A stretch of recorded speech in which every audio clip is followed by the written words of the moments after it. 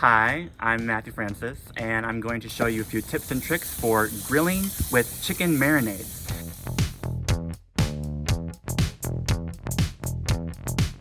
So essentially, when you have a marinade of chicken, you want to make sure that you're really seasoning it really well. And in here, you can have any type of combination of flavors. For this one, I have some balsamic vinegar, lemon juice, soy sauce, some sweet chili sauce, some brown sugar, and some olive oil. On Allrecipes.com, you'll find a lot of different types of recipes, and some have different marination times. Some can go as short as 30 minutes or like overnight. Really, as long as you're doing chicken, which doesn't need that long to marinate, as long as you have at least 30 minutes, you're fine, and you want to make sure it's around room temperature when you're starting to grill. Do it how you like, and you can do any recipe you want. We're going to do this one, and I'm going to show you how to actually grill it. And also, we're outside, so if you hear some birds or mowing of grass or whatever, it's real life. So, okay, so we have our grill right here. It's preheated.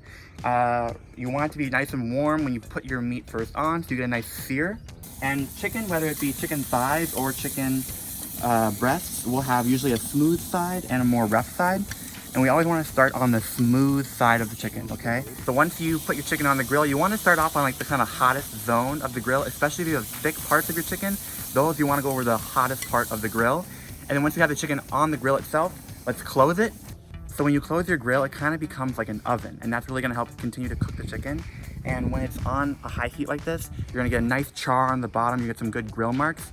So once you get a good char and it looks good, all you have to do is flip it over and let it cook for maybe a few minutes more. That'll kind of cook the rest of the side, and you still want to focus on getting that initial sear. That's what's most important.